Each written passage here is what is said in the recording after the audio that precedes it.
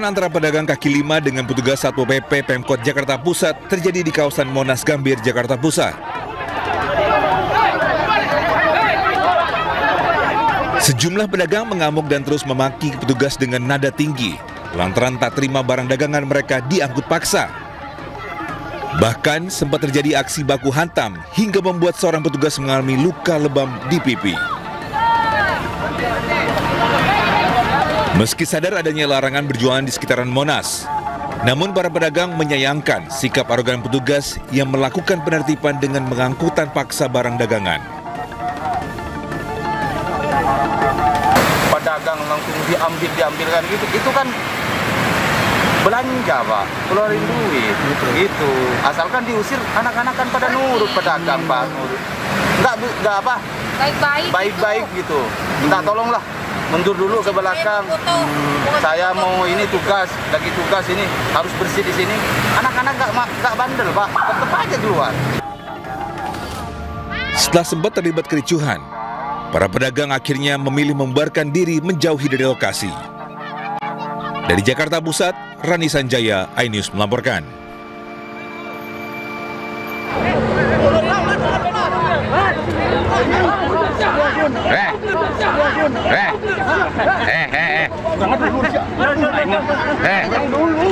Aksi kekerasan yang dilakukan sekelompok orang terjadi di Kabupaten Bogor, Jawa Barat. Seorang warga mengaku menghentikan kegiatan pembuldozeran lahan karena tanah yang disengketa merupakan tanah garapan.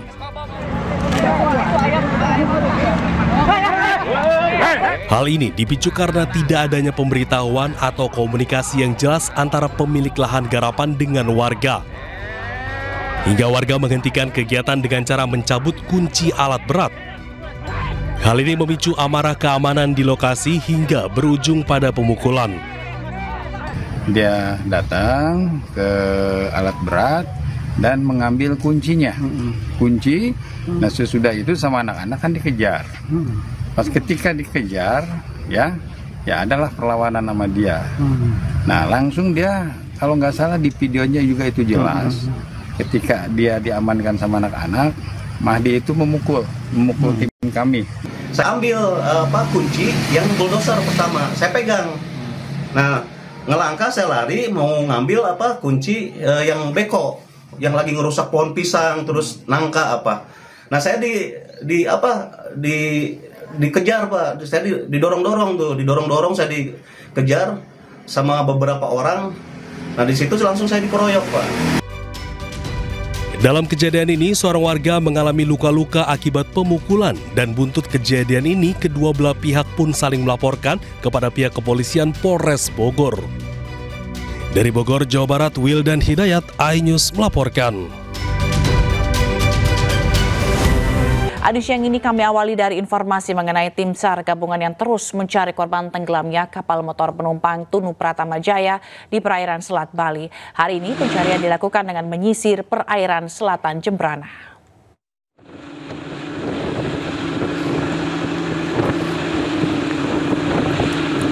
Tim SAR gabungan membuat 2 posko pencarian yakni di Pantai Pebuahan, Desa Banyu Biru, dan di Pelabuhan Gilimanuk. Pencarian hari kedua masih dipusatkan dengan menyusuri perairan pantai selatan Jembrana. Sementara itu jumlah korban hingga saat ini masih tetap 35 orang, di mana korban selamat 29 orang dan 6 orang ditemukan meninggal dunia. Suasana di posko pengaduan Gilimanuk pagi tadi lengang, tidak seperti kemarin. Sementara keluarga korban diminta menunggu dan akan diinfokan jika ada informasi terkini dari pencarian korban.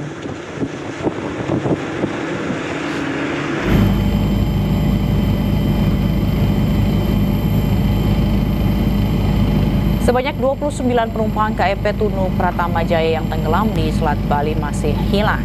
Polda Jawa Timur menerjunkan 6 kapal patroli Pol Airut serta 1 helikopter untuk mencari para korban.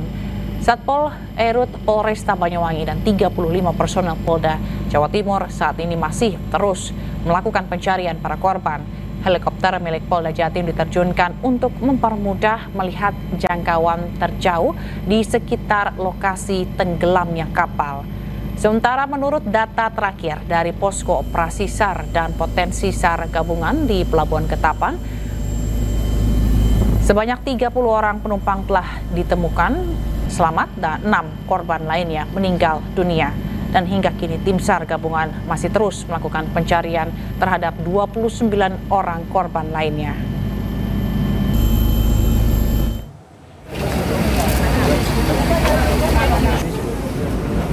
Sementara itu hingga Kamis malam warga masih berdatangan melaporkan kehilangan anggota keluarga ke pos pengaduan DVI Polda Bali.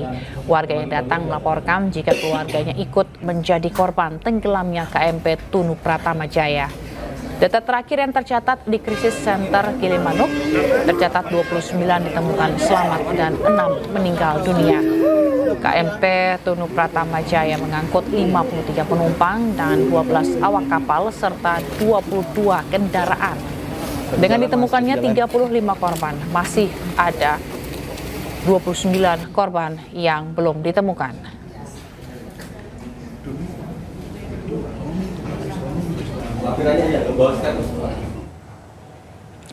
Pemerintah Provinsi Jawa Timur berjanji menanggung biaya pengobatan warga yang menjadi korban kapal tenggelam di Selat Bali. Sementara itu hingga kini pencarian korban hilang terus dilakukan.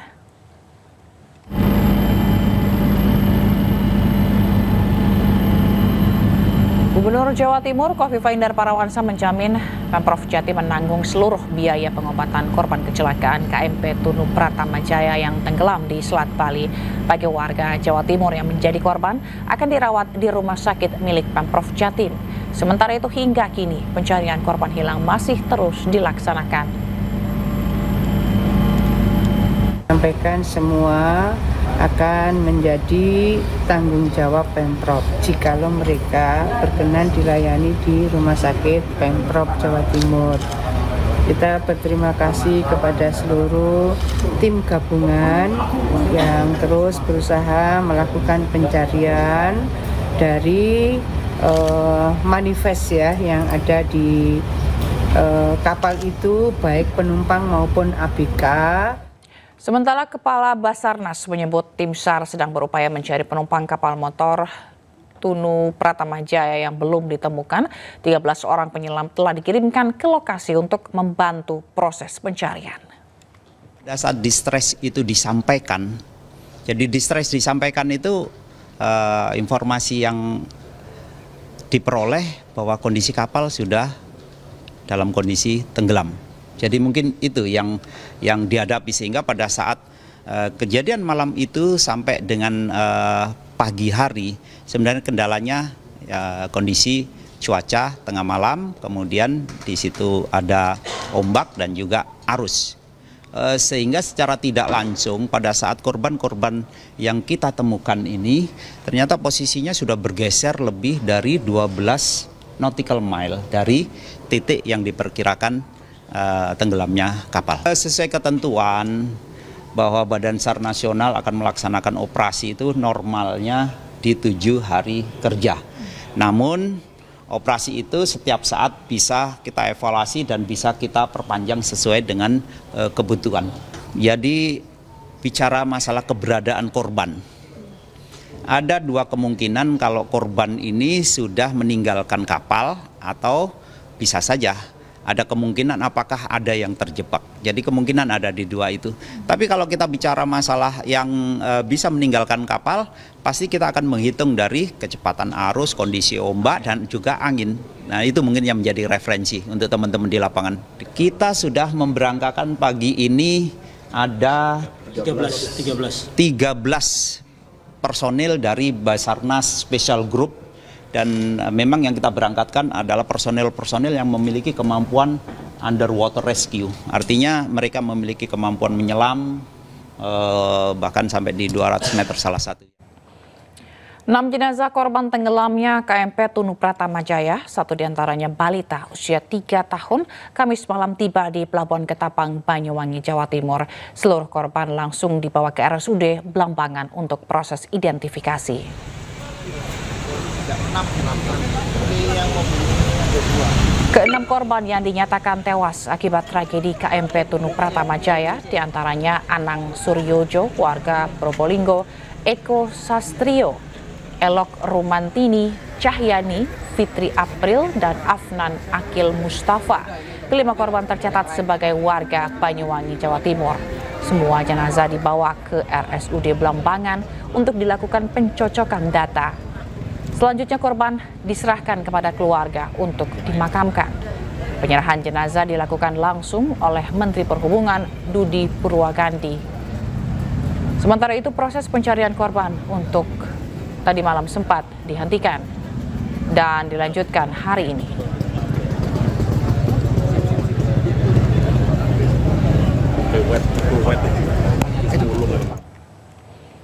Dan untuk mengetahui informasi terkini pencarian korban, sudah ada jurnalis iNews Eris Utomo di Pelabuhan Ketapang, Banyuwangi, Jawa Timur. Selamat siang, Eris. Hingga siang ini apa sudah ada kabar terbaru dari tim yang menyisir Selat Bali?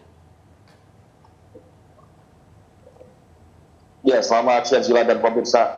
Hingga saat ini masih terus berlangsung pencarian korban kapal Pratama Jaya yang masih saat ini masih belum ditemukan.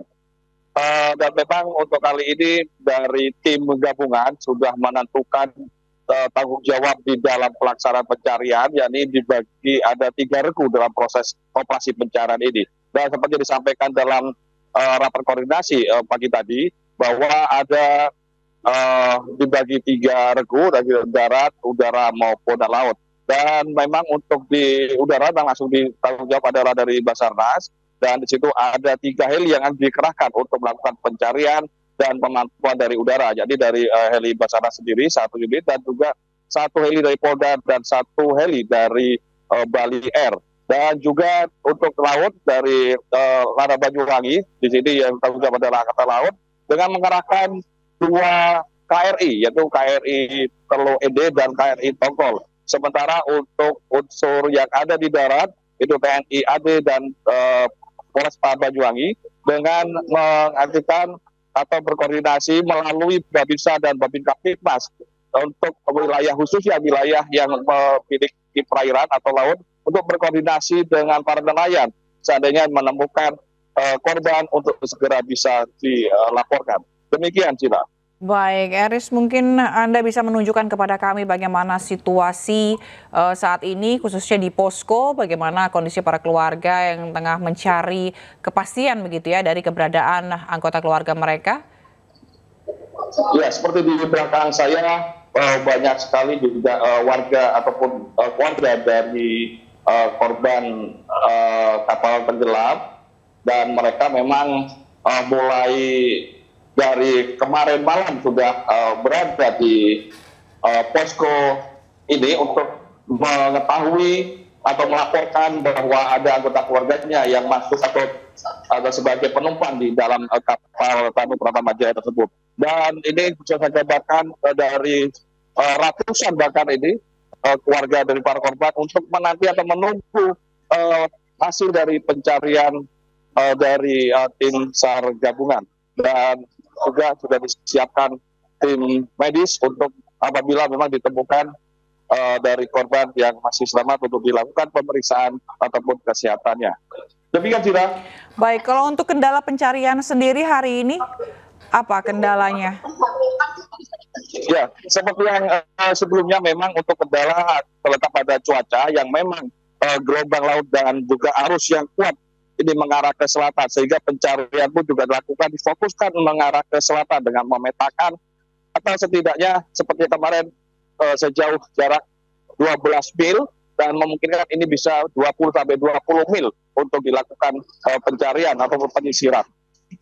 Baik, dan di sini juga terlihat sejumlah ambulans yang sudah siap apabila menemukan dari para korban untuk bisa segera dievakuasi. Demikian, Gila. Baik, lalu apakah ada strategi khusus terkait dengan pencarian hari ini dibandingkan dengan hari kemarin? Selain tadi fokus pencarian juga dilakukan di daerah selatan begitu, apakah ada strategi khusus lainnya?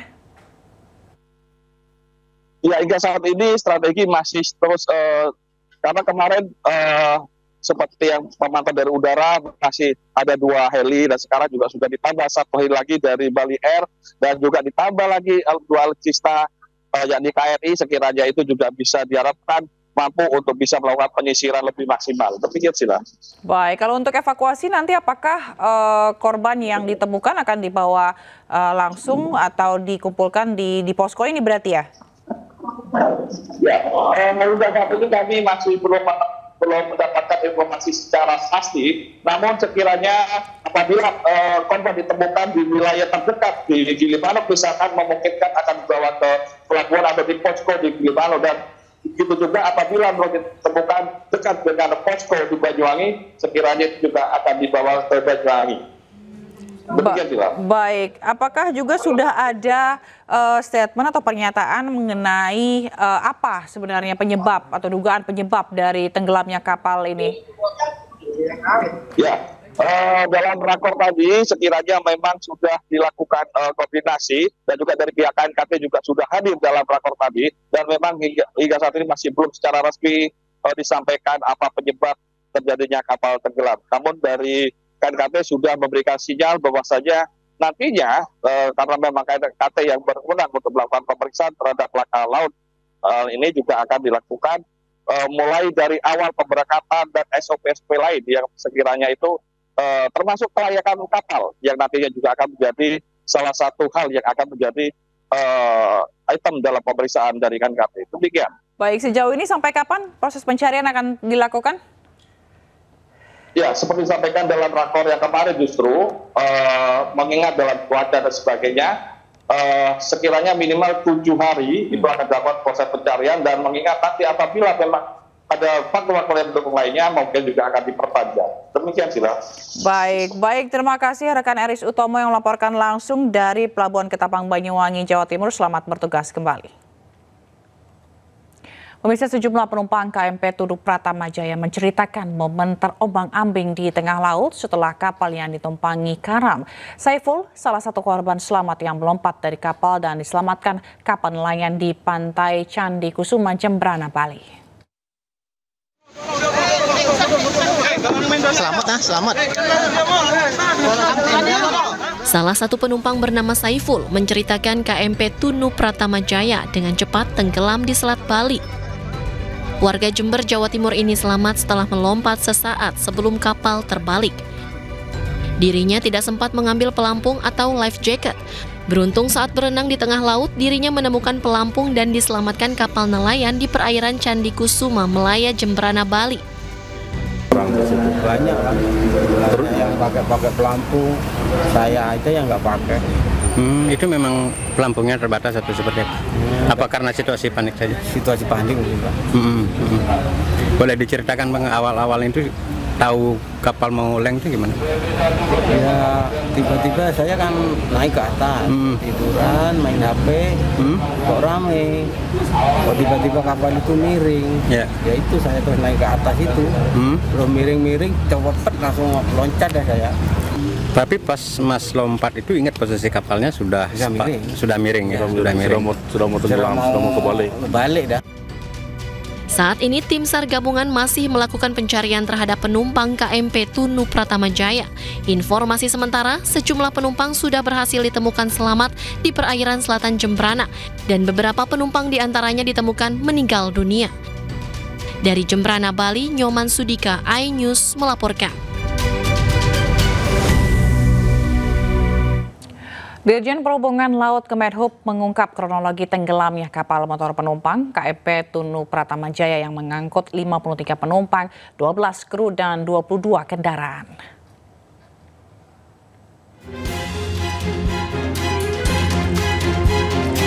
KMP Tunu Pratama Jaya berlayar pada hari Rabu 2 Juli 2025 pukul 23.05 waktu Indonesia Barat dari Pelabuhan Ketapang Banyuwangi menuju Pelabuhan Gilimanuk Jembrana. 15 menit kemudian atau pukul 23.20 waktu Indonesia Barat, KMP Tunu Pratama Jaya mengirimkan kode tanda bahaya yang diterima operator Pelabuhan Gilimanuk.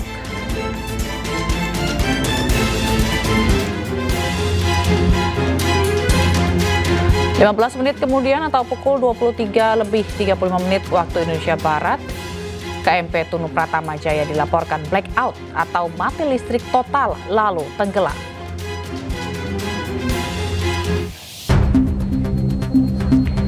Adapun daftar penumpang KMP Tunu Pratama Jaya tercatat 65 orang dengan rincian 53 orang penumpang dan 12 kru kapal. Kapal juga mengangkut 22 unit kendaraan bermotor.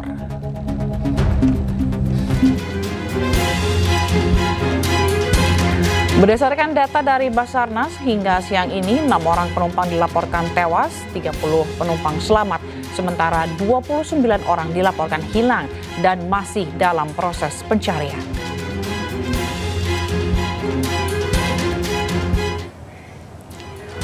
Sementara itu untuk mencari korban hilang, Basarnas menurunkan 400 tim evakuasi termasuk 13 orang tim penyelam khusus dari Basarnas Special Group.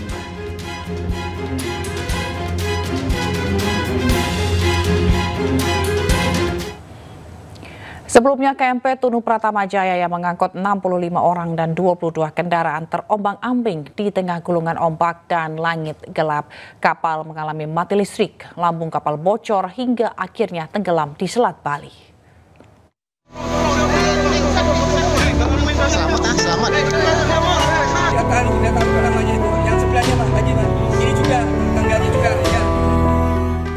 Masya Allah. Rabu, sekitar pukul 11:30 malam, kapal motor penumpang KMP Tunu Pratama Jaya tenggelam di perairan Selat Bali. Kapal baru saja bertolak dari Pelabuhan Ketapang, Banyuwangi.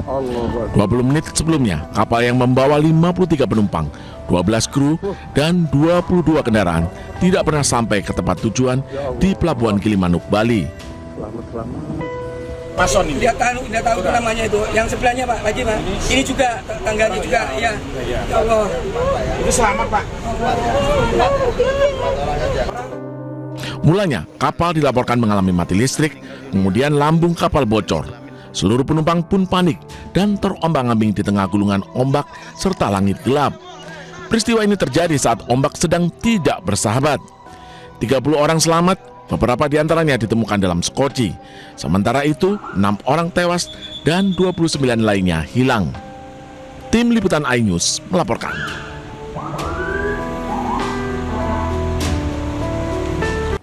Anda kembali di iNews Siang, pemirsa. Staf Pitsus Kejaksaan Negeri Simalungun yang hanyut di Sungai Silau, Asahan, Sumatera Utara berhasil ditemukan tim SAR gabungan sejauh 3 km.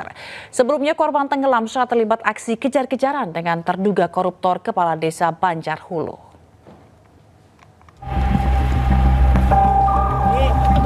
Tim SAR gabungan Basarnas, BPBD, TNI, dan Polri akhirnya menemukan jasad staf Pitsus Kejaksaan Negeri Simalungun, Renanda Primta Ginting, 25 tahun, yang tenggelam di sungai saat mengejar terduga koruptor Kepala Desa Banjarhulu. Jasad korban ditemukan tim SAR 3 km dari titik korban tenggelam dengan kondisi tersangkut kayu di pinggiran sungai. Selanjutnya, jasad korban dibawa ke kamar jenazah Rumah Sakit Umum Daerah Kisaran untuk proses identifikasi lebih lanjut.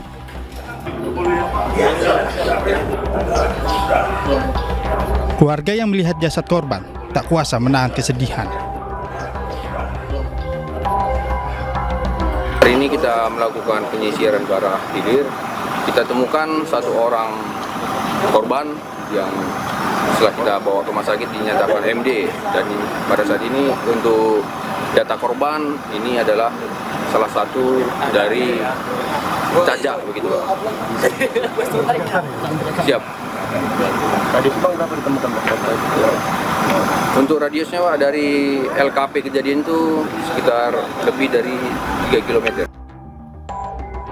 Renanda tewas tenggelam saat mengejar Kepala Desa Banjarhulu yang melarikan diri usai diduga terlibat korupsi. Jenazah segera diserahkan kepada pihak keluarga untuk segera dimakamkan. Dari Asahan, Sumatera Utara, Ulir Amri, iNews melaporkan. Mantan Menteri Perdagangan Thomas Trikasi Lembong menghadapi sidang tuntutan kasus dugaan korupsi impor gula hari ini. Selain Tom Lembong, Direktur Pengembangan Bisnis PT Perusahaan Perdagangan Indonesia, Charles Sitorus juga akan menghadapi tuntutan jaksa.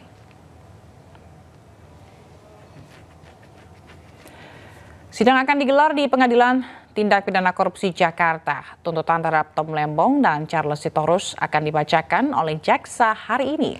Sebelumnya dalam dakwaannya, jaksa menilai Tom Lembong terbukti memperkaya orang lain. Tom disebut menyetujui impor gula tanpa rapat koordinasi dengan lembaga terkait sehingga negara dirugikan hingga 578 miliar rupiah.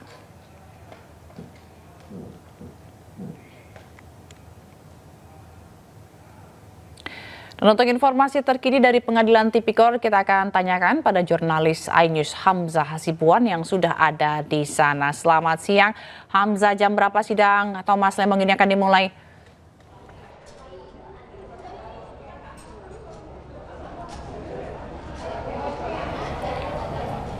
Baik, Hamzah. Ya, selamat siang Zila dan juga pemirsa. Saat ini kondisi di persidangan Pengadilan Negeri Tipikor Jakarta Pusat ini masih belum ada terlihat adanya persiapan untuk sidang lanjutan ataupun sidang pembacaan tuntutan untuk terdakwa Thomas Trikasi Lembong atau Tom Lembong yang merupakan mantan Menteri Perdagangan Republik Indonesia di tahun 2015 hingga 2016. Di belakang saya saat ini merupakan ruang sidang yang nantinya akan digunakan untuk sidang tuntutan Tom Lembong, di mana Tom Lembong ini juga sebelumnya sudah melaksanakan sekitar 20 kali lebih sidang di Pengadilan Tipikor Jakarta Pusat dalam pemeriksaan saksi, kemudian pemeriksaan barang bukti, dan juga pemeriksaan terdakwa di terakhir tanggal 1 Juli 2025 kemarin, di mana Tom Lembong diperiksa sebagai terdakwa dan diperiksa terkait dengan apa alasannya mengambil kebijakan dalam kasus importasi gula, karena Tom Lembong ini didakwa menjadi salah satu dalam kasus korupsi di Kementerian Perdagangan Republik Indonesia tahun 2015-2016 dalam kasus importasi gula. Dan saat ini kami juga memantau bahwa Tom Lembong masih belum hadir sejak pagi tadi. Jaksa penuntut umum ini mendakwa Tom Lembong merugikan negara sekitar 578 miliar lebih. Ini merupakan jumlah yang didapat dari hasil audit perhitungan kerugian keuangan negara atas dugaan korupsi di Kementerian Perdagangan Republik Indonesia tahun 2015 hingga tahun 2016. Selain itu, Tom Lembong ini juga didakwa oleh jaksa penuntut umum melakukan persetujuan terhadap 21 proses impor gula kristal mentah di Kementerian Perdagangan, dan juga jaksa menilai penerbitan keputusan ini tidak diambil melalui rapat koordinasi dengan lembaga-lembaga terkait ataupun kementerian-kementerian terkait. Dan hingga saat ini Zila dan juga pemirsa, kami akan memantau kembali apakah sidang Tom Lembong ini akan segera dilaksanakan pada hari ini 4 Juli 2025 ataukah nantinya akan diundur di hari setelahnya, yaitu 5 Juli 2025. Dan saat ini kami juga masih terus mencari informasi pasti apakah sidang akan digelar pada hari ini. Sementara itu, Zila. Baik, kita akan tunggu bagaimana update dari sana. Terima kasih Hamzah Hasibuan melaporkan langsung dari Tipikor Jakarta. Selamat bertugas kembali. Ya pemirsa, sebelumnya Thomas Lembong mengklaim tidak menemukan kesalahan dalam dirinya dalam kasus dugaan korupsi impor gula. Ia juga mengaku diperintah Presiden ke-7 RI Joko Widodo untuk segera bertindak mengendalikan harga gula.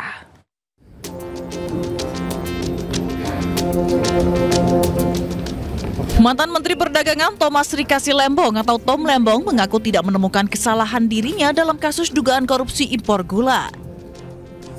Ia juga mengaku menerima perintah langsung dari Presiden ke-7 RI Joko Widodo untuk mengendalikan harga gula. Hal ini disampaikan Tom saat diperiksa sebagai saksi mahkota di Pengadilan Tindak Pidana Korupsi Jakarta Senin lalu.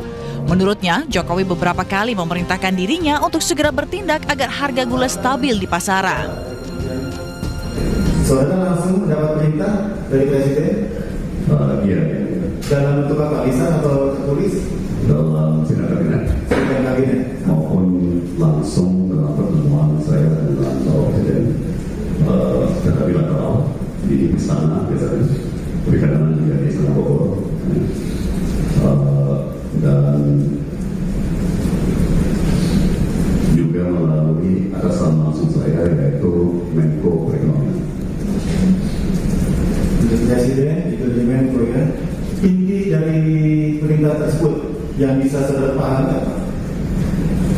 Kami harus mengambil semua tindakan yang tentunya sesuai peraturan dan kewenangan yang berlaku yang dapat diambil untuk meredam gejolak harga pangan, karena dalam kata-kata Bapak Presiden, gejolak harga pangan ini meresahkan masyarakat.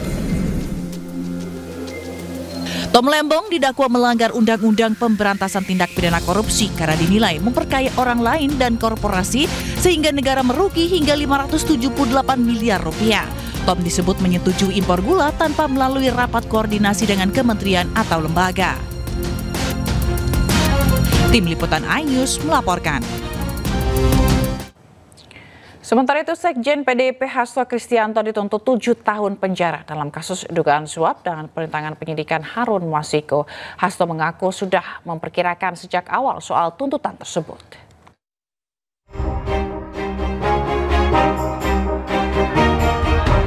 Sekjen PDI Perjuangan Hasto Kristianto menjalani sidang tuntutan di Pengadilan Tipikor, Jakarta.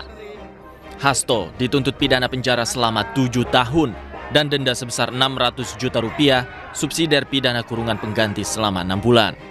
Menanggapi tuntutan jaksa KPK, Hasto mengaku sudah memprediksi sejak awal soal hasil tuntutan tersebut. Hasto telah menyiapkan nota pembelaan atau pledoi yang akan dibacakan pada pekan depan. Kami juga memahami tugas dari penuntut umum, bahwa penuntut umum harus punya kewajiban membuktikan, tetapi ya tugasnya menuntut. Nah, sehingga kami pahami tugas-tugasnya itu. Yang penting good news-nya, pledoi sudah saya selesaikan, tinggal nanti menyesuaikan dengan tuntutan dari JPU, dan minggu depan saya siap bacakan dengan berbagai referensi-referensi yang menunjukkan pentingnya the morality of law, pentingnya due process of law. Jaksa KPK, Wawan Yunawarto menyebut ada 3 pertimbangan yang meringankan Hasto. Salah satunya adalah bersikap sopan, kendati Hasto tidak mengakui perbuatannya. Sementara hal yang memberatkan Hasto adalah tidak mengakui perbuatannya dalam dakwaan atas kasus dugaan suap pergantian antar waktu anggota DPR Harun Masiku dan perintangan penyidikan. Dari Jakarta, Syahreza Zanski, Novan Dwi Kusuma, iNews melaporkan. Gelar perkara khusus terkait ijazah Jokowi ditunda oleh Barreskrim Polri. Barreskrim menyebut penundaan karena tim pembela ulama dan aktivis TPUA meminta penjadwalan ulang karena ingin menghadirkan sejumlah nama. Sementara pihak TPUA membantah hal tersebut, TPUA menyebut siap melaksanakan gelar perkara ulang.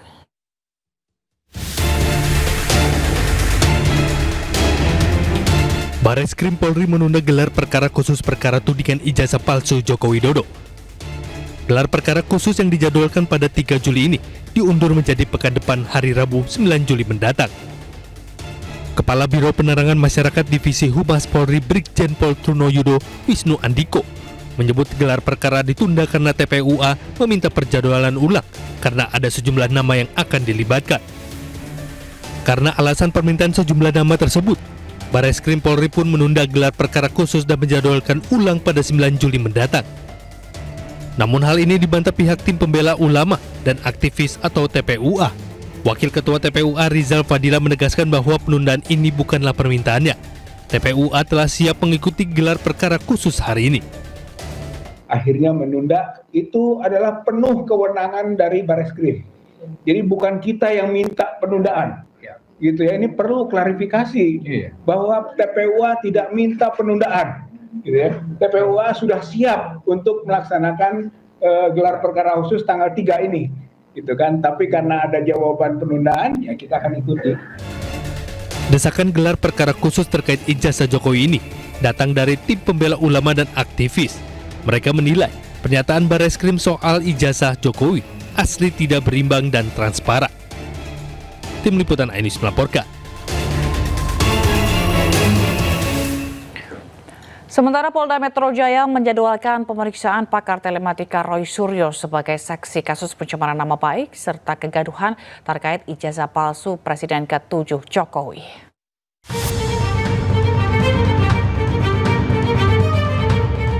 Kasus ijazah palsu Presiden ke-7 Jokowi terus berlanjut ke jalur hukum. Setelah adanya dugaan ijazah palsu Jokowi, sejumlah nama pun turut menjadi terlapor oleh relawan Jokowi.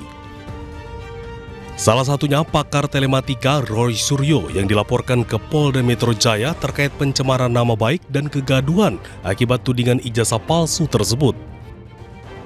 Rencananya hari ini Polda Metro Jaya kembali jadwalkan pemeriksaan terhadap mantan Menpora Roy Suryo sebagai saksi. Pemeriksaan tersebut juga merupakan pemeriksaan kali kedua Roy Suryo di Polda Metro Jaya. Saudara RS terjadwal akan diambil keterangan dalam rangka klarifikasi di tahap penyelidikan itu hari ini, hari Kamis, tanggal 3 Juli. Saat ini penyelidik masih menunggu apakah hadir atau tidak. Seperti diketahui, kasus ijazah palsu Jokowi juga telah dirilis Direktorat Tindak Pidana Umum Bareskrim Polri yang menyatakan ijazah Presiden ke-7 RI identik.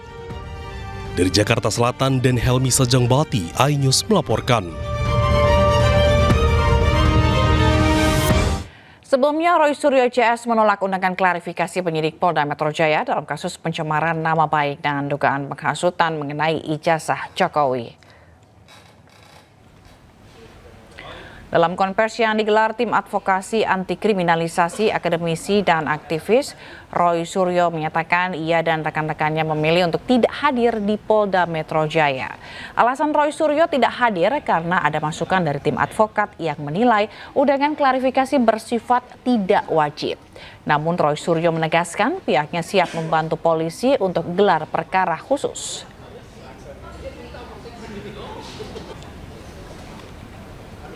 Saya secara pribadi dan insya Allah bersama-sama dengan Pak Rizal Fadila, Bu Kurnia Triroyani, Dr. Rismon Hasil dan Sianipar, kemudian juga Dr. Tifa dan Pak Prof. Egy Sujana, artinya orang-orang yang diundang besok saat klarifikasi pada hari Rabu di Polda Metro Jaya.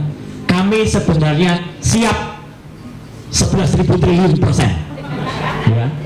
Kami siap, tapi kami sangat menghormati saran dan nasihat atau advice dari kuasa hukum kami.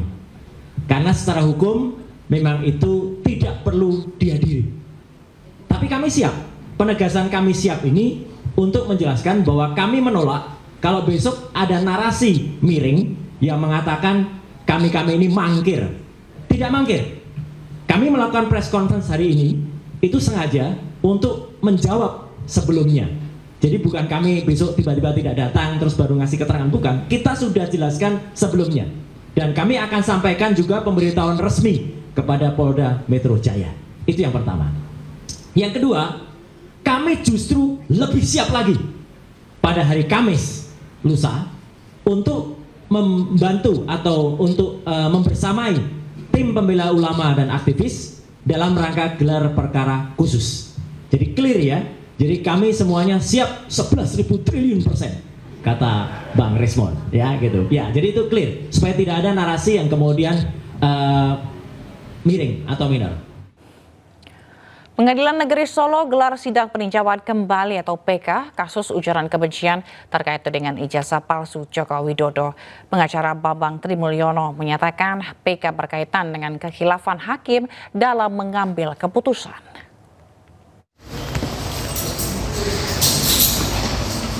Pardiman selaku pengacara Bambang Trimulyono menilai adanya kekhilafan hakim dalam memutuskan kasus Bambang Trimulyono. Menurut Pardiman, konten podcast Gus Nur dan Bambang Trimulyono tidak menimbulkan keonaran di dunia cyber. Kasus berawal pada 2023, Bambang Tri membahas ijazah palsu Joko Widodo dalam podcast di kanal YouTube Gus Nur 13 Official milik terpidana lain Sugi Nur Raharja atau Gus Nur. Bambang divonis penjara 6 tahun setelah mengajukan kasasi Pengadilan Tinggi menjatuhkan vonis penjara 4 tahun. Saat ini Bambang telah menjalani 2 tahun masa tahanan. Ya poinnya itu ada kekhilafan hakim yang nyata dalam dia mengambil putusan itu.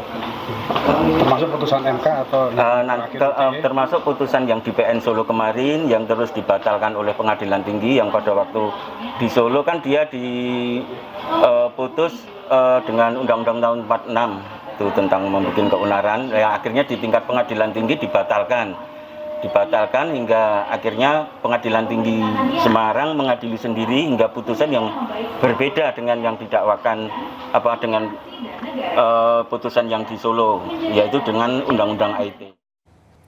Pemirsa, Brigade Al-Quds merilis rekaman para pejuang yang menargetkan pasukan Israel dan kendaraan militer menggunakan peluru mortir selama serangan yang sedang berlangsung di Khan Yunis.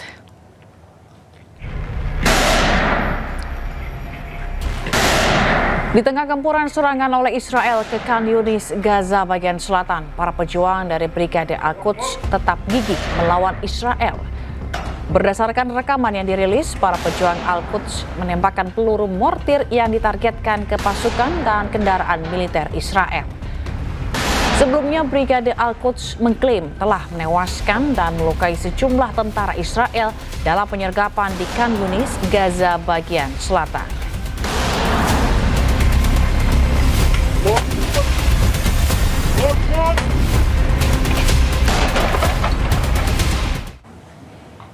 Di tengah keganasan yang menyerang Gaza Palestina, 14 Menteri Zionis meminta Perdana Menteri Israel Benyamin Netanyahu untuk segera mencaplok tepi barat wilayah Palestina yang telah lama diduduki. עוז לעמו ייתן, אדוני יברך את עמו בשלום. אנחנו נלחמנו בעוז נגד איראן והשגנו ניצחון גדול. והניצחון הזה Ke-14 menteri tersebut berasal dari Partai Likud, pimpinan Netanyahu. Seruan tersebut diberikan kepada Netanyahu dalam bentuk surat penandatanganan para menteri. Menurut Menteri Kehakiman Israel, pencaplokan tepi barat ini adalah kesempatan bersejarah yang tidak boleh dilewatkan oleh Israel. Sementara itu, Kerajaan Arab Saudi mengecam keras seruan pencaplokan tepi barat oleh Israel.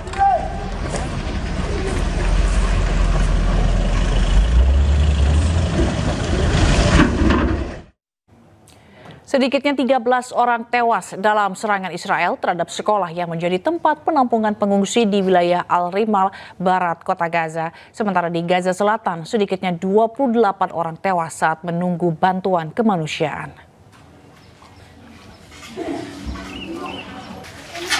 Rekaman menunjukkan bangunan sekolah Mustafa Hafiz yang hancur dan digunakan sebagai tempat penampungan para pengungsi. Puing-puing berserakan di lokasi, sementara para pengungsi mencari di antara reruntuhan. Sementara di dekat pusat distribusi bantuan kemanusiaan di koridor Netzarim, Gaza, sedikitnya 20 warga Palestina tewas dan puluhan lainnya luka-luka akibat serangan udara Israel. Rekaman video menunjukkan sekelompok wanita menangis di luar rumah sakit Al-Shifa serta doa-doa pemakaman dilakukan dan jenazah dibawa. Menurut laporan media, sekitar 28 orang tewas akibat tembakan tentara Israel ketika sedang menunggu bantuan kemanusiaan di bagian tengah dan selatan jalur Gaza.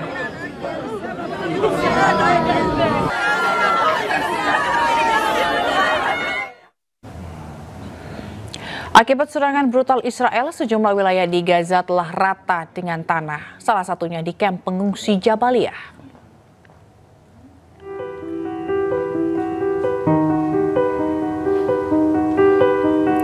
Pemirsa, melalui citra satelit, seperti inilah kondisi terkini dari kamp pengungsi Jabalia di jalur Gaza pasca serangan tanpa henti oleh Zionis Israel.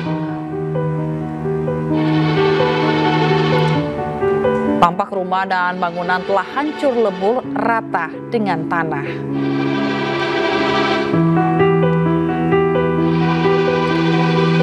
Kondisi ini menjadi pemandangan miris di tengah perundingan gencatan senjata selama 60 hari yang ditawarkan oleh Presiden Amerika Serikat Donald Trump.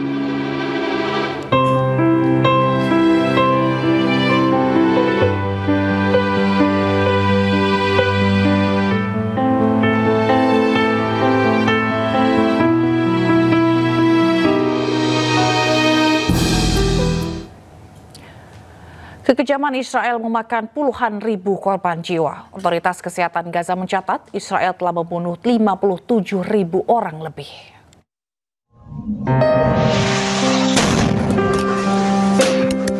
Kebrutalan Israel kepada warga Palestina semakin menjadi-jadi. Selain membunuh warga sipil Gaza, pasukan Israel juga telah membunuh anak-anak dan lansia yang tinggal di Palestina. Otoritas Kesehatan Gaza melaporkan jumlah korban jiwa di jalur Gaza meningkat hingga total mencapai 57.012 orang.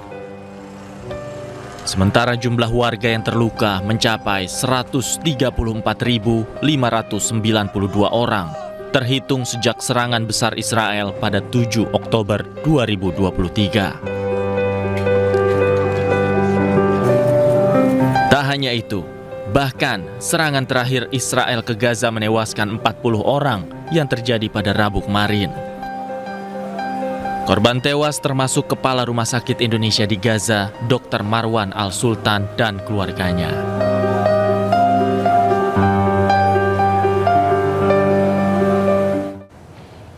Kementerian Luar Negeri turut berduka atas meninggalnya Direktur RS Indonesia, Marwan Al-Sultan, usai dibunuh Israel. Dr. Marwan adalah sosok berdedikasi yang tanpa henti memimpin Rumah Sakit Indonesia dalam situasi sulit. Kementerian Luar Negeri RI turut berduka atas meninggalnya Direktur Rumah Sakit Indonesia di Gaza, Marwan Al-Sultan, dalam serangan Israel di Gaza. Hal ini disampaikan Kemlu melalui akun resminya di X. Dalam unggahannya, Kemlu menyebut Indonesia mengapresiasi jasa, komitmen, dan perjuangan Dr. Marwan bagi kemanusiaan dan perdamaian di Palestina. RI juga menyerukan penghentian kekejaman Israel terhadap Gaza, serta mendorong gencatan senjata. Marwan Al-Sultan merupakan Direktur Rumah Sakit Indonesia di Palestina yang memiliki karir panjang sebagai dokter.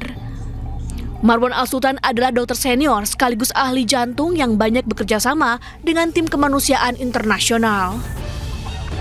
Ia juga dikenal sebagai sosok yang berdedikasi, tanpa henti memimpin RS Indonesia dalam situasi sulit.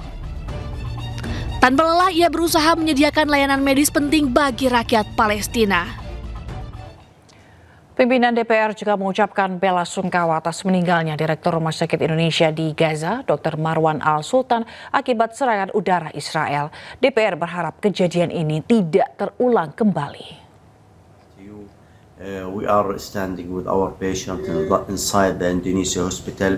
We hope that inshallah the place will be safe. Pemirsa, kabar duka kembali datang dari Gaza usai tewasnya Direktur Rumah Sakit Indonesia di Gaza, Dr. Marwan Al-Sultan, pada Rabu lalu.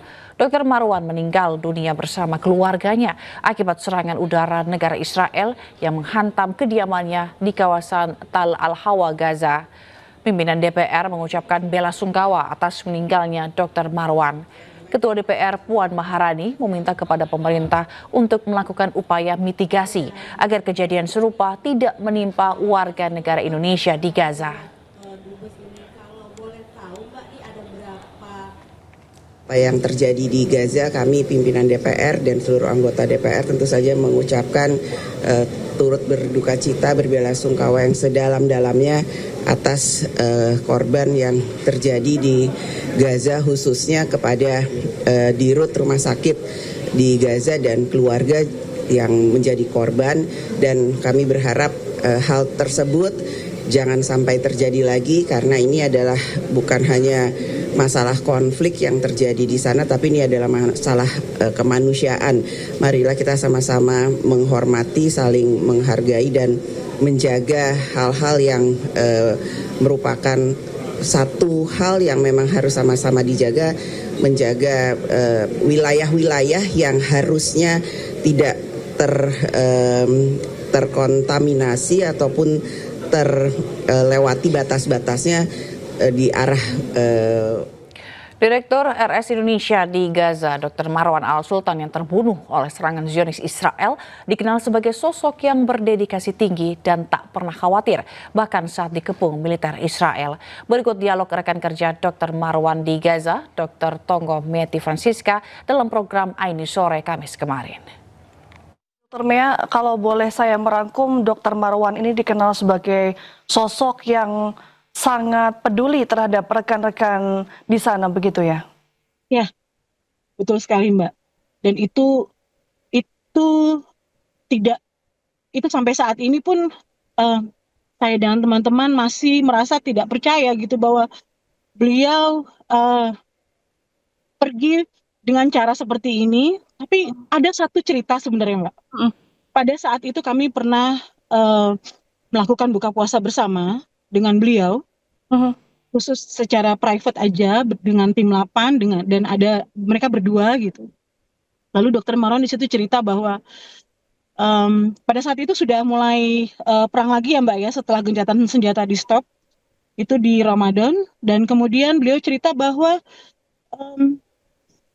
satu malam sebelum kami melakukan buka puasa bareng-bareng itu, beliau mengatakan bahwa dia bermimpi bertemu dengan ibunya yang sudah martir. Pada saat Dr. Marwan cerita seperti itu, kami jujur sebenarnya agak kaget karena Dr. Marwan mengatakan hal tersebut dengan wajah yang sebenarnya sangat muram. Tapi beliau bilang ke kita bahwa kita jangan khawatir karena pada saatnya juga nanti kita semua akan kembali pada Allah. Jadi tapi bagaimana dengan caranya masing-masing. Jadi kami ingat sekali pada saat itu, dan kita hanya bisa saling melihat satu sama lain, teman-teman tim. Tapi ya itu tadi, mereka semua siap, Mbak.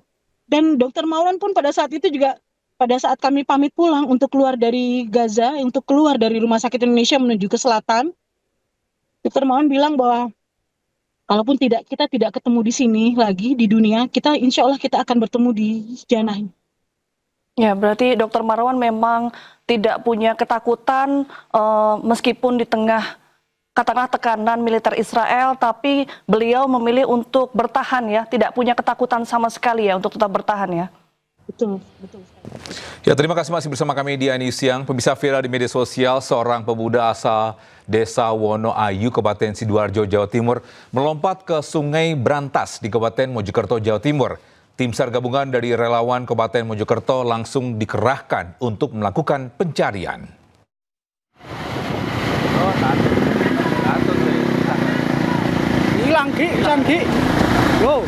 Seorang pemuda warga Desa Wonoayu, Kabupaten Sidoarjo, melompat ke Sungai Brantas, Desa Lengkong, Kecamatan Monyoanyar, Kabupaten Mojokerto, Jawa Timur.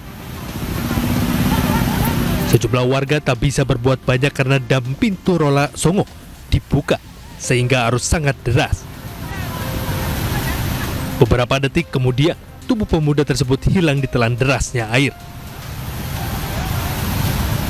Sebelum melompat ke Sungai Brantas, korban sempat menitipkan sepeda motor kepada Supeltas yang mengatur lalu lintas di dam Rola Songo. Tiba-tiba langsung loncat orangnya. Dari atas? Dari atas ke situ. Berapa orang? 1 orang. Motor apa dia? Honda Beat warna merah. Atas nama Pak Anang tadi kalau tidak salah. Itu lihat korban mengarah ke mana, di selatan? Utara ya?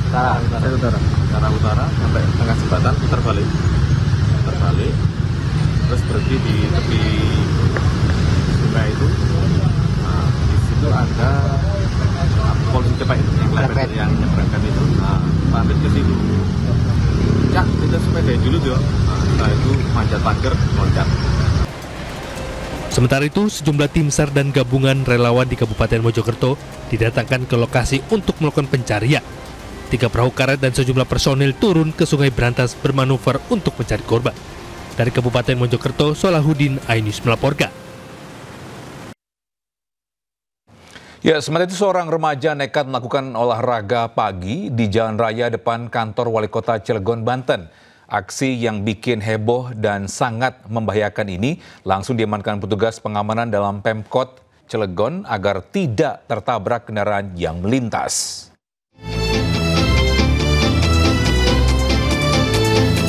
Seorang remaja berolahraga pagi di tengah jalan raya di depan kantor Wali Kota Cilegon, Banten. Insiden ini terjadi saat aktivitas kendaraan sudah ramai pada jam berangkat kerja. Selain membahayakan diri sendiri, aksinya membahayakan para pengendara yang melintas. Petugas pengamanan yang sedang berjaga di area depan kantor Wali Kota Cilegon kemudian mengamankan remaja tersebut. Ia pun langsung diminta keterangannya di pos keamanan. Selanjutnya, remaja yang diduga depresi itu dibawa ke panti rehabilitasi milik Dinas Sosial. Petugas juga mencari identitas orang tuanya. Dari Cilegon, Banten, Iskandar Nasution, iNews melaporkan. Pemirsa, sejak awal bulan Juni 2025, ini seorang anak berkebutuhan khusus hilang usai meninggalkan rumahnya di Kembangan, Jakarta Barat. Sebelumnya, sang anak berpamitan pergi jajan di warung dekat rumahnya, namun tak kunjung kembali.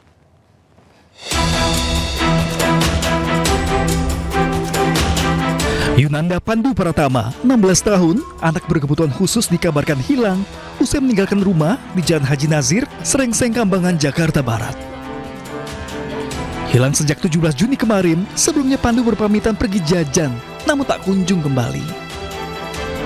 Ini adalah kali kedua Pandu hilang setelah sempat hilang Mei lalu hingga akhirnya ditemukan dengan GPS ponsel yang terlacak di wilayah Cilegon, Banten. Saat itu, kepada sang ibu, Pandu hendak pergi ke Aceh bertemu teman yang berkenal di media sosial. Namun kali ini, Pandu pergi tanpa membawa ponselnya.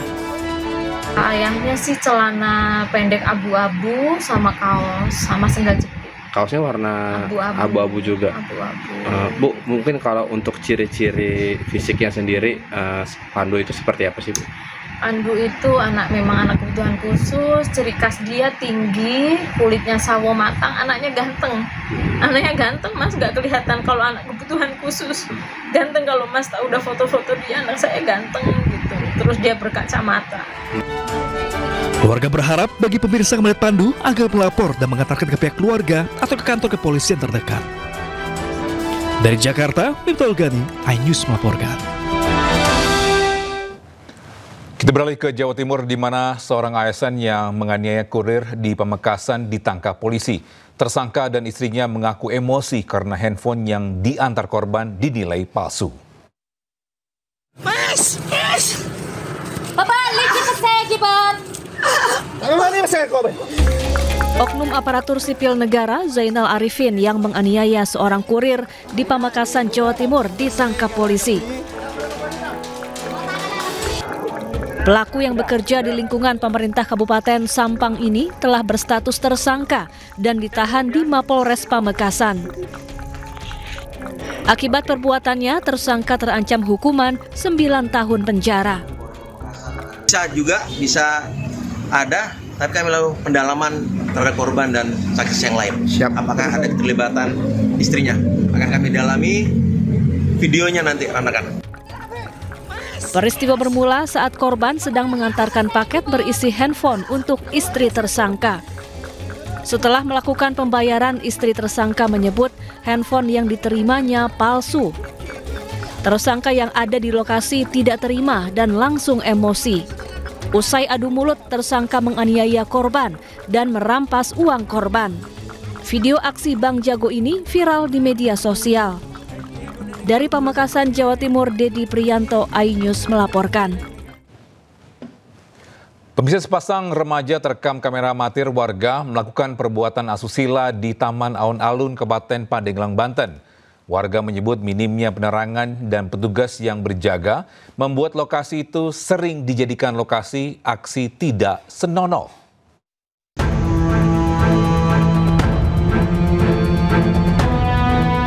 Sepasang remaja terekam video amatir warga saat sedang bercumbu di Taman Alun-Alun, Kabupaten Pandeglang, Banten. Warga menyebut aksi asusila ini kerap terjadi di kawasan alun-alun. Minimnya lampu penerangan dan petugas yang patroli membuat sejumlah remaja nakal berani melakukan perbuatan tak senonoh di lokasi ini.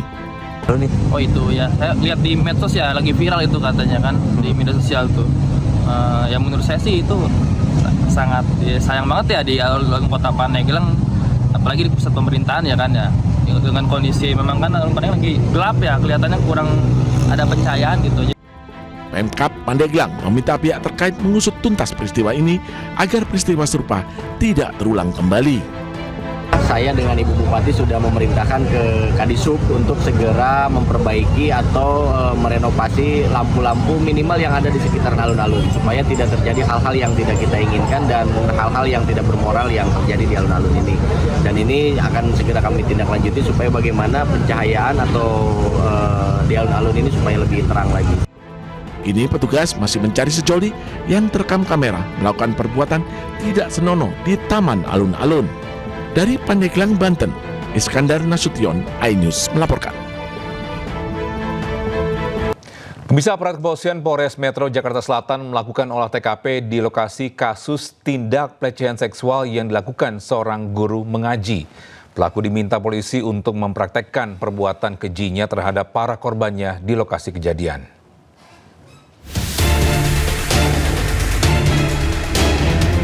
Aparat kepolisian Polres Metro Jakarta Selatan melakukan olah TKP dan meminta pelaku pelecehan seksual berinisial FA mempraktekkan perbuatan bejatnya di kediaman pelaku di Jakarta Selatan.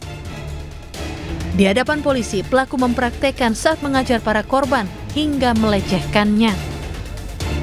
Salah satu orang tua mengungkapkan jika anaknya mengalami 2 kali pelecehan seksual oleh tersangka di tahun 2024. Saat itu anak korban masih ikut pengajian bersama tersangka. Modusnya, tersangka yang telah berusia parubaya menunjukkan alat kelamin kepada korban ketika mengisi materi. Hal itu membuat sang anak ketakutan dan alami trauma hingga memilih keluar dari tempat pengajiannya. Para orang tua korban berharap kejadian serupa tidak terulang kembali di kemudian hari dan berharap para pengajar agama yang mengisi pengajian di komplek atau perumahan warga harus bersertifikasi. Dari Jakarta, Helmi Sajangbati, iNews melaporkan. Ya, sementara itu pemirsa, seorang pria dengan jaket warna biru lakukan aksi pencurian di sebuah konter HP di Banjarnegara, Jawa Tengah. Aksi ini sempat rekam kamera CCTV konter dan viral di media sosial.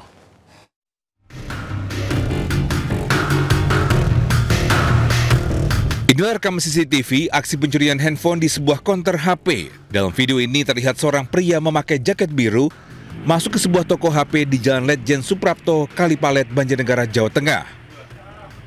Kejadian berawal saat pemilik toko sedang tertidur di sebuah etalase. Saat terbangun, ia terkejut melihat 2 unit HP pajangan telah lenyap di atas etalase. Setelah dicek melalui CCTV, diketahui bahwa HP tersebut telah diambil oleh seorang pria tak dikenal. Namun beruntungnya, pelaku malah membawa kabur sebuah HP mainan yang digunakan sebagai pajangan atau display. Aksi pencurian ini lantas menjadi bahan tawa dan viral di media sosial. Yang diambil HP apa mas? HP curi mas, HP mainan contohnya gini mas, jadi ini aku gak nyala mas, cuma saya aja. Jadi yang diambil yang di situ HP dia. Berapa jumlahnya mas? Karena di situ ada 3, terus yang di bawah ada 4, tapi yang diambil cuma 2. Dihimbau kepada para pelaku usaha khususnya toko-toko HP untuk lebih waspada dan menyimpan barang-barang berharga di tempat yang lebih aman agar hal serupa tidak terulang lagi. Dari Banjarnegara, Jawa Tengah, Nurdin Fauzi, iNews melaporkan. Pemirsa, Polda Sumatera Selatan memusnahkan 614 pucuk senjata api rakitan di Palembang, Sumatera Selatan. Ratusan senjata api ini hasil dari operasi Sikat Musi dan pengungkapan sejumlah kasus yang jumlahnya meningkat dibandingkan tahun 2024.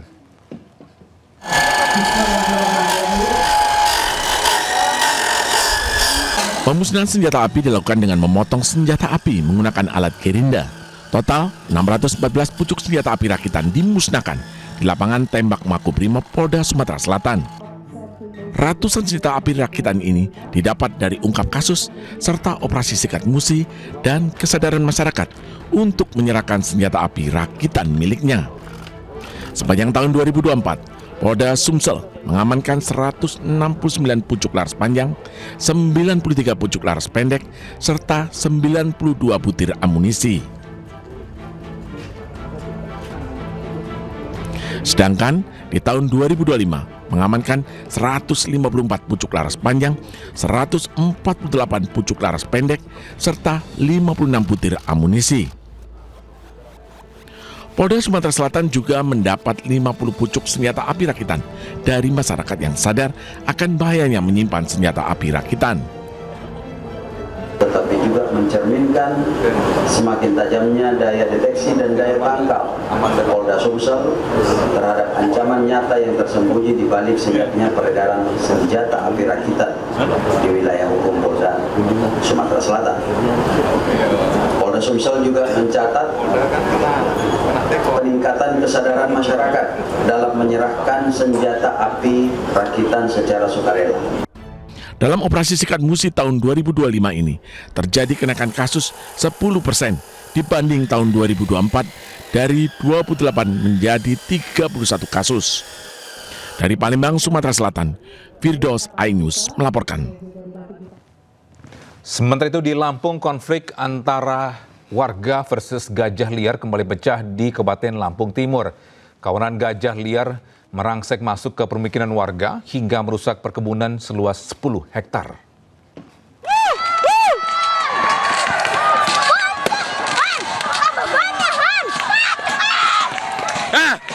Kawanan gajah liar penghuni Taman Nasional Waikambas kembali masuki wilayah permukiman warga. Kali ini konflik warga versus gajah terjadi di Desa Braja Asli, Kecamatan Wai Jepara, Kabupaten Lampung Timur.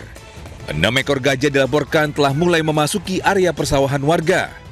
Masyarakat desa bersama aparat gabungan pun berusaha mengusir mamalia raksasa tersebut agar dapat kembali masuk ke habitatnya, hingga berupaya selama kurang lebih 10 jam gajah akhirnya kembali ke hutan kawasan Waikambas. Jumlah gajah 6 ekor, 5 dewasa, 1 anak. Upaya kita sendiri untuk mengatasi ini agar tidak terjadi lagi seperti apa, Pak? Ya, sampai saat ini kita baru bisa melakukan penjagaan dan penghalauan. Kejadian gajah masuk ke permukiman bukan baru kali ini terjadi. Kawanan gajah liar sudah terus keluar area hutan sejak 4 bulan terakhir. Warga pun mengaku telah merasa lelah menghalau gajah dan menuntut ganti rugi ke pemerintah atas seluruh kerugian yang mereka alami akibat ulah gajah liar tersebut. Dari Lampung Timur, Lampung, Tinus Kristanto, iNews melaporkan.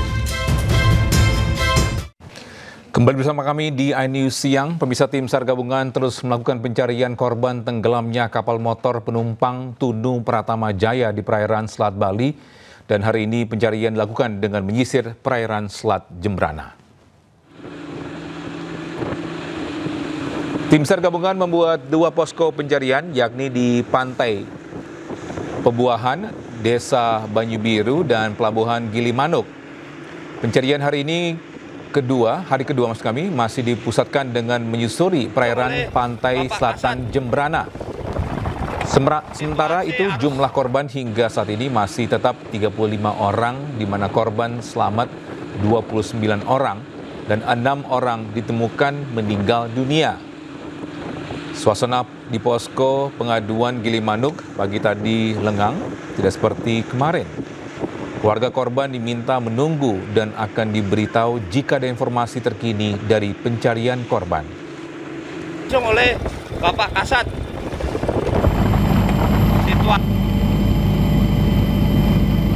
Ya, sebanyak 29 penumpang KMP Tunu Pratama Jaya yang tenggelam di Selat Bali masih hilang. Polda Jawa Timur menerjunkan 6 kapal patroli Polairut serta 1 helikopter untuk mencari para korban. Satpol Polairut, Polresta Banyuwangi, dan 35 personel Polda Jawa Timur saat ini masih terus melakukan pencarian para korban. Helikopter milik Polda Jawa Timur diterjunkan untuk mempermudah melihat jangkauan terjauh di sekitar lokasi tenggelamnya kapal. Sementara menurut data terakhir dari Posko Operasi SAR dan Potensi SAR Gabungan di Pelabuhan Ketapang, sebanyak 30 orang penumpang kapal telah ditemukan selamat dan 6 korban lainnya meninggal dunia. Hingga kini tim SAR Gabungan masih terus melakukan pencarian 29 orang korban lainnya.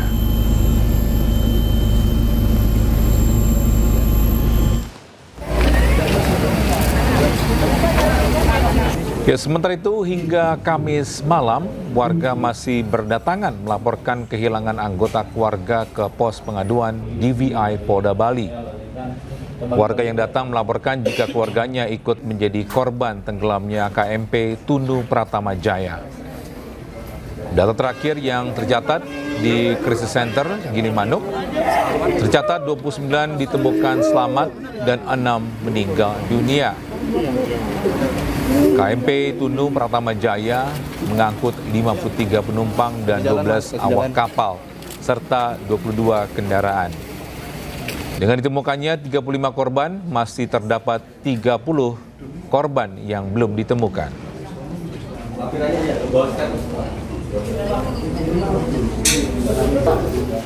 Sementara itu, pemerintah Provinsi Jawa Timur berjanji menanggung biaya pengobatan warga yang menjadi korban kapal tenggelam di Selat Bali. Sementara itu, hingga kini pencarian korban hilang terus dilakukan. Ya, Gubernur Jawa Timur Khofifah Indar Parawansa menjamin Pemprov Jatim menanggung seluruh biaya pengobatan korban kecelakaan KMP Tunu Pratama Jaya yang tenggelam di Selat Bali. Bagi warga Jawa Timur yang menjadi korban akan dirawat di rumah sakit milik Pemprov Jatim. Sementara itu, hingga kini pencarian korban hilang masih terus dilaksanakan. Dan semua akan menjadi tanggung jawab Pemprov jikalau mereka berkenan dilayani di rumah sakit Pemprov Jawa Timur.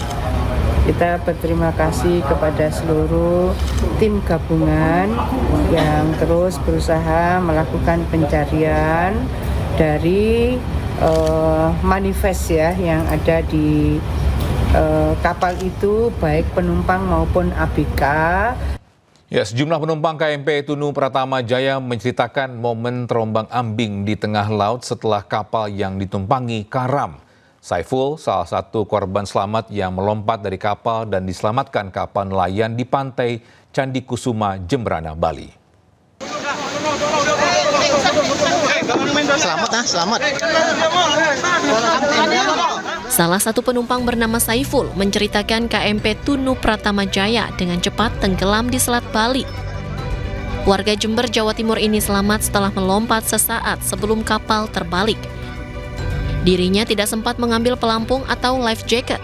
Beruntung saat berenang di tengah laut, dirinya menemukan pelampung dan diselamatkan kapal nelayan di perairan Candi Kusuma, Melaya, Jemberana, Bali. Orang di situ banyak kan, yang pakai pelampung, saya aja yang nggak pakai. Itu memang pelampungnya terbatas atau seperti apa? Apa karena situasi panik saja? Situasi panik mungkin, Pak. Boleh diceritakan Bang, awal-awal itu tahu kapal mau oleng itu gimana? Ya tiba-tiba saya kan naik ke atas, tiduran, main HP, kok rame. Kok tiba-tiba kapal itu miring. Ya itu saya terus naik ke atas itu, belum miring-miring, cepet langsung loncat dah saya. Tapi pas Mas lompat itu ingat posisi kapalnya sudah miring ya? Sudah mau tenggelam, sudah mau balik dah. Saat ini tim SAR gabungan masih melakukan pencarian terhadap penumpang KMP Tunu Pratama Jaya. Informasi sementara, sejumlah penumpang sudah berhasil ditemukan selamat di perairan selatan Jemberana dan beberapa penumpang diantaranya ditemukan meninggal dunia. Dari Jemberana, Bali, Nyoman Sudika, iNews melaporkan.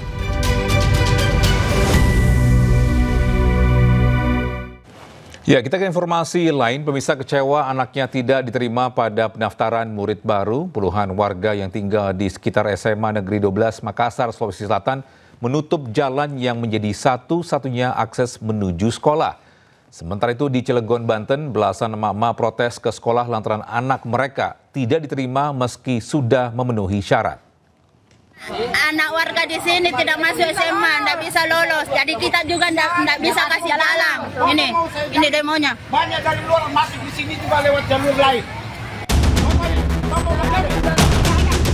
Puluhan warga Antang, Kecamatan Manggala, Kota Makassar, Sulawesi Selatan menutup Jalan Muhammad Lasuloro yang merupakan akses satu-satunya menuju ke sekolah SMA Negeri 12 Makassar.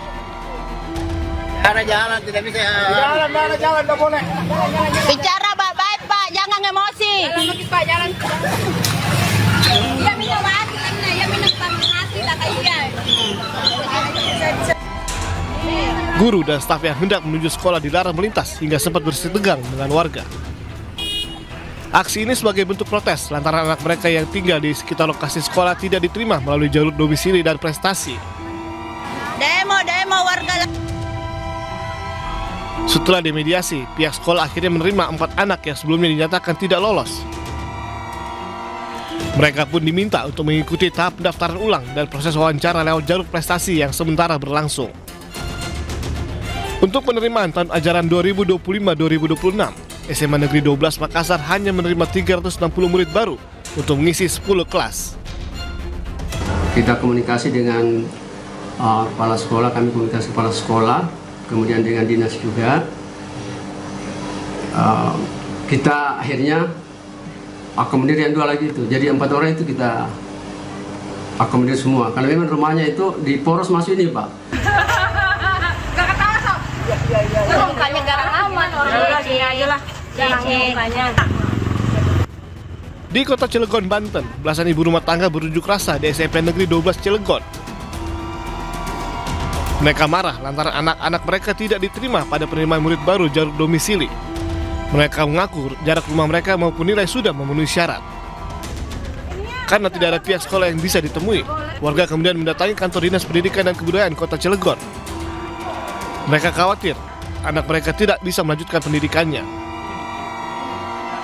Sementara itu, pihak Dinas Pendidikan akan berusaha memperjuangkan para anak yang tidak diterima di SMP Negeri 12. Tahun ini SMP Negeri 12 Cilegon hanya membuka 4 rombongan belajar dengan kuota maksimal 35 orang lantaran kekurangan ruangan kelas.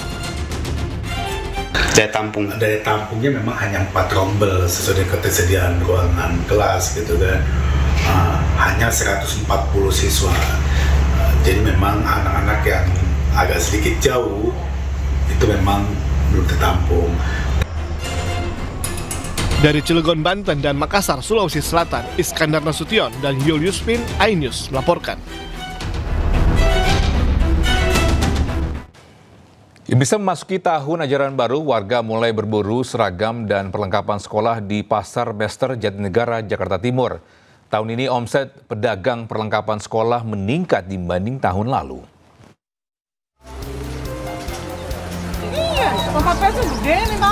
Pasar Mester Jatinegara, Jakarta Timur mulai ramai pengunjung yang mencari perlengkapan sekolah. Dari buku tulis hingga seragam sekolah kini diburu pengunjung. Peralatan menulis banyak dicari orang tua murid di samping sepatu dan perlengkapan lainnya. Beli perlengkapan sekolah, beli buku, pulpen, seragam sekolah.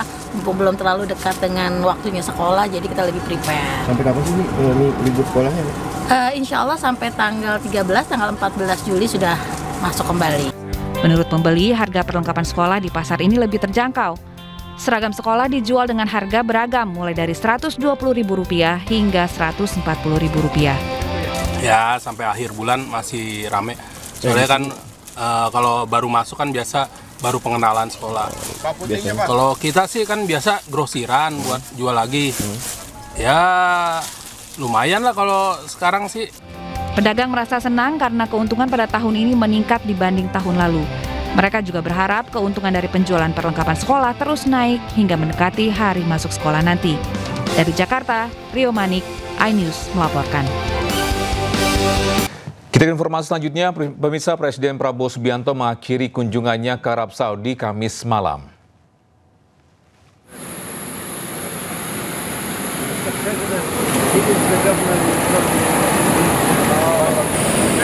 Pemirsa, Presiden Prabowo meninggalkan Jeddah melalui Bandara Udara King Abdul Aziz. Wakil Gubernur Mekah Pangeran Saud bin Mis'al bin Abdul Aziz Al Saud ikut mengantar keberangkatan Presiden Prabowo.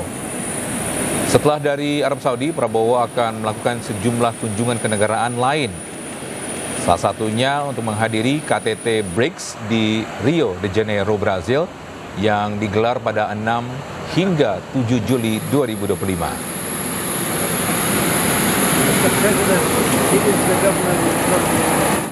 Ya, sementara itu pemerintah Brazil memperketat pengamanan di lokasi KTT BRICS di Rio de Janeiro, Brazil.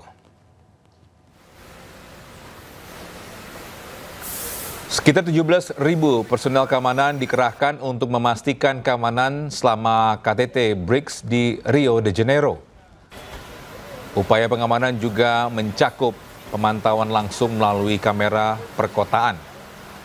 Nah, nantinya semua yang beraktivitas di sekitar lokasi KTT akan bisa terdeteksi melalui pengenalan wajah, pembacaan plat nomor kendaraan, drone, dan helikopter.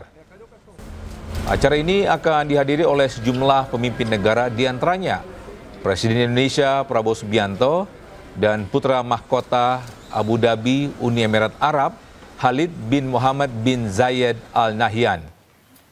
Sementara itu, Presiden Rusia Vladimir Putin hadir melalui konferensi video.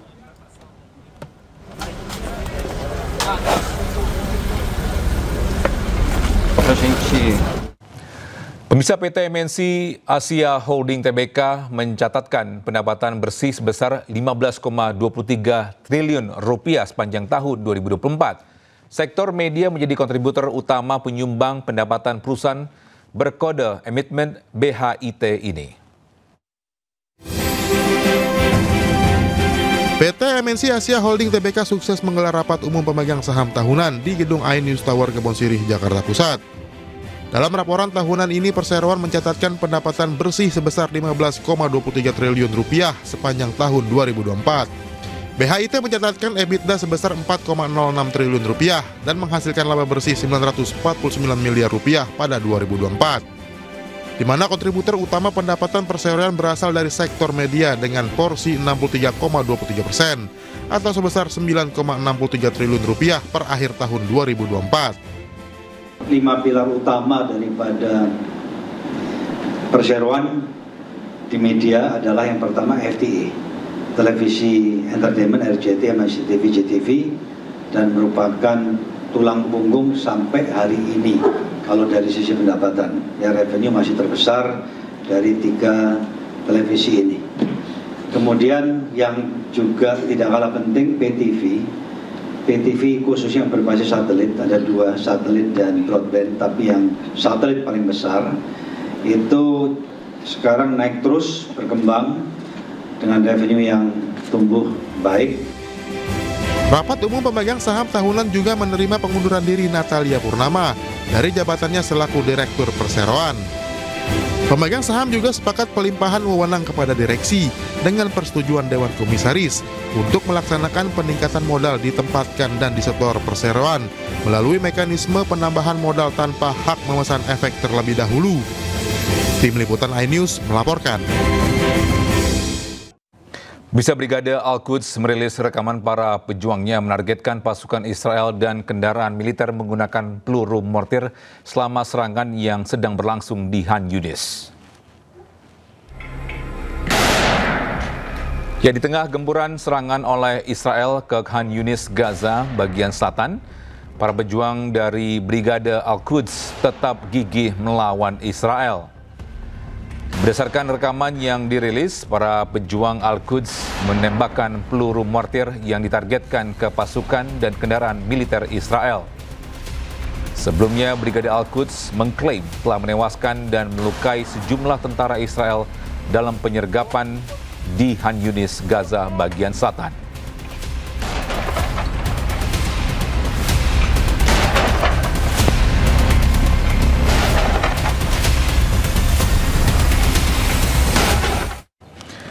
Ya, di tengah keganasannya menyerang Gaza Palestina, 14 menteri Zionis meminta Perdana Menteri Israel Benjamin Netanyahu untuk segera mencaplok tepi barat wilayah Palestina yang telah lama diduduki. Ya, ke-14 menteri tersebut berasal dari Partai Likud, pimpinan Netanyahu. Seruan tersebut diberikan kepada Netanyahu dalam bentuk surat penandatanganan para menteri. Menurut Menteri Kehakiman Israel, pencaplokan tepi barat ini adalah kesempatan bersejarah yang tidak boleh dilewatkan oleh Israel. Sementara itu, Kerajaan Arab Saudi mengecam keras seruan pencaplokan tepi barat oleh Israel.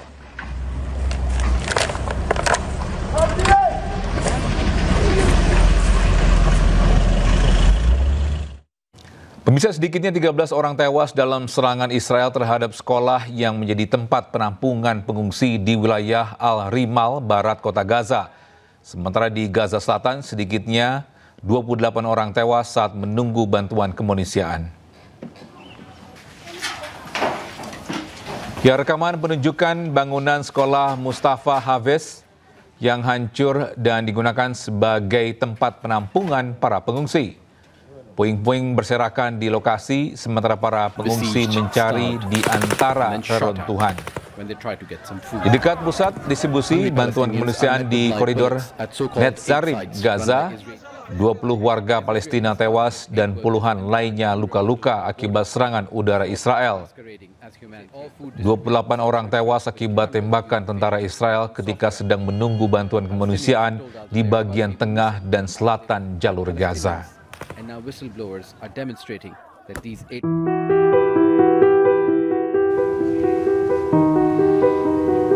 Ya, akibat serangan brutal Israel, sejumlah wilayah di Gaza telah rata dengan tanah. Salah satunya di kamp pengungsi Jabalia. Melalui citra satelit, seperti inilah kondisi terkini dari kamp pengungsi Jabalia di jalur Gaza pasca serangan tanpa henti oleh Israel. Ya, tampak rumah dan bangunan telah hancur lebur rata dengan tanah. Dan kondisi ini menjadi pemandangan miris di tengah perundingan gencatan senjata selama 60 hari yang ditawarkan oleh Presiden Amerika Serikat Donald Trump.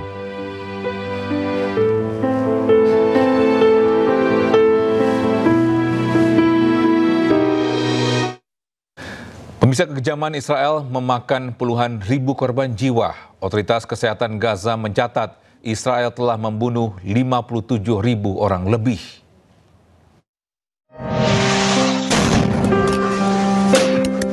Kebrutalan Israel kepada warga Palestina semakin menjadi-jadi.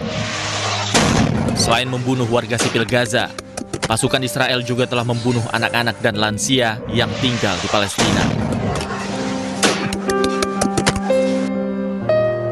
Otoritas Kesehatan Gaza melaporkan jumlah korban jiwa di jalur Gaza meningkat hingga total mencapai 57.012 orang.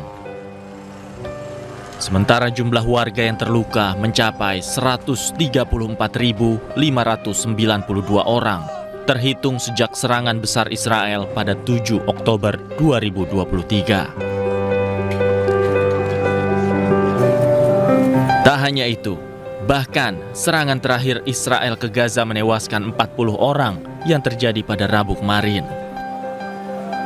Korban tewas termasuk Kepala Rumah Sakit Indonesia di Gaza, Dr. Marwan Al-Sultan dan keluarganya.